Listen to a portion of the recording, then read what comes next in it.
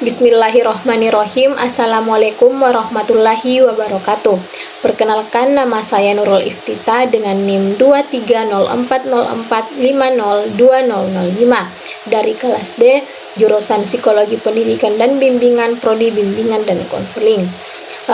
Di sini saya akan membuat tugas video penjelasan singkat dari artikel tentang kestabilan emosi dalam konteks teori neurotisme menurut Eysenck.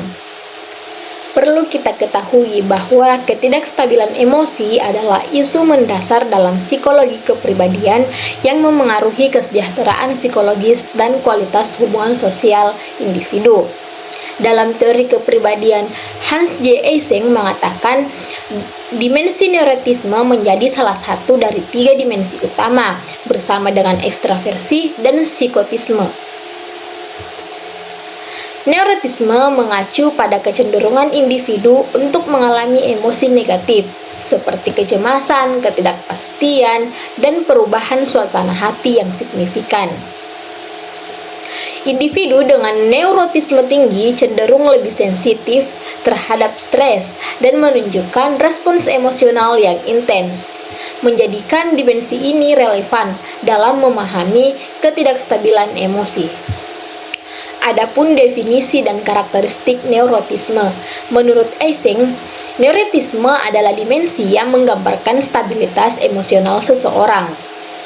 Individu dengan neurotisme tinggi menunjukkan kecenderungan terhadap pengalaman emosi negatif, pola pikir pesimis, dan reaktivitas tinggi terhadap stres.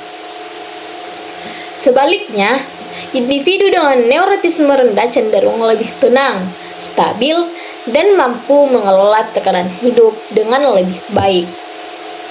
Ketidakstabilan emosi yang dialami oleh individu dengan neurotisme tinggi seringkali ditandai oleh perubahan suasana hati yang cepat, reaksi berlebihan terhadap situasi, dan sulitnya mengelola konflik internal. Hal ini dapat menyebabkan berbagai masalah kesehatan mental seperti gangguan kecemasan, depresi, dan stres kronis. Selanjutnya, faktor genetik dan biologis dalam neurotisme. Neurotisme memiliki dasar genetik yang signifikan. Studi menunjukkan bahwa reaktivitas tinggi dalam sistem saraf otonom atau autonomic nervous system atau ANC pada individu dengan neurotisme tinggi berperan dalam memunculkan respon emosional yang intens. Ketika menghadapi stres, individu ini lebih mungkin mengalami peningkatan detak jantung, tekanan darah, dan aktivitas hormonal yang memperburuk pengalaman emosional negatif. Penelitian kembar mendukung temuan ini dengan bukti bahwa anak kembar identik cenderung memiliki tingkat neurotisme yang serupa dibandingkan dengan kembar fraternal. Komponen genetik ini menjelaskan sensitivitas yang diwariskan dalam respons emosional dan adaptasi terhadap tekanan psikologis. Selanjutnya, model diatesis stres. Eysenck juga mengajukan model diatesis stres yang menjelaskan interaksi antara predisposisi genetik dan faktor lingkungan. Model ini menyatakan bahwa individu dengan neurotisme tinggi lebih rentan terhadap gangguan psikologis ketika menghadapi situasi stres. Misalnya, dalam kondisi normal, individu mungkin tampak berfungsi baik, tetapi ketika menghadapi tekanan besar, mereka lebih mungkin mengalami kecemasan, depresi, atau gangguan emosional lainnya. Dengan itu, neurotisme menjadi faktor risiko utama dalam berbagi gangguan mental, terutama dalam situasi lingkungan yang menantang. Selanjutnya, ketidakstabilan emosi dan implikasinya dalam kehidupan sehari-hari. Ketidakstabilan emosi memengaruhi banyak aspek kehidupan individu, termasuk pengambilan keputusan, hubungan interpersonal, dan kualitas hidup secara keseluruhan. Individu dengan tingkat neurotisme tinggi sering terjebak dalam pola pikir negatif, seperti terlalu menganalisis potensi hasil buruk dari keputusan mereka.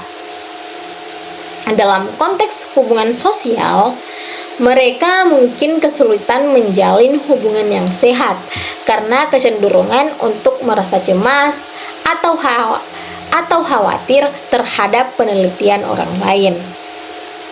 Hal ini dapat memperburuk isolasi sosial, meningkatkan stres, dan menciptakan siklus yang sulit dihentikan.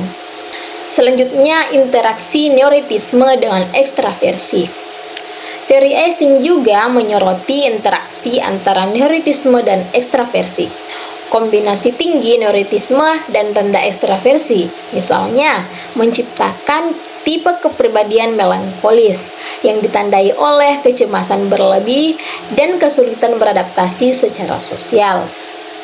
Sebaliknya, individu dengan tingkat tinggi dalam kedua dimensi ini atau neurotisme dan ekstraversi dapat menunjukkan perilaku maladaptif yang lebih ekstrim, seperti sifat impulsif atau agresif. Penelitian juga menunjukkan bahwa interaksi kedua dimensi ini memengaruhi bagaimana individu mengatasi tantangan emosional dalam kehidupan sehari-hari. Selanjutnya, dampak pada kesehatan mental dan fisik. Ketidakstabilan emosi yang dihubungkan dengan neurotisme tidak hanya memengaruhi kesehatan mental, tetapi juga kesehatan fisik. Individu dengan tingkat neurotisme tinggi lebih rentan terhadap penyakit psikosomatis akibat stres kronis, seperti hipertensi dan gangguan sistem pencernaan. Mereka juga lebih mungkin mengalami gangguan tidur, yang pada gilirannya memperburuk suasana hati dan fungsi kognitif. Yang terakhir yaitu kesimpulan dan relevansi teori. Pemahaman tentang neurotisme dalam konteks teori kepribadian, Eysenck memberikan wawasan mendalam tentang bagaimana emosi negatif memengaruhi kesejahteraan psikologis dan sosial individu. Dengan mengetahui bahwa faktor genetik, biologis, dan lingkungan berperan besar, pendekatan intervensi dapat difokuskan pada pengelolaan respons emosional melalui terapi psikologis atau dukungan sosial yang memadai. Hal ini menjadi landasan penting untuk membantu individu mencapai stabilitas emosional dan meningkatkan kualitas hidup mereka.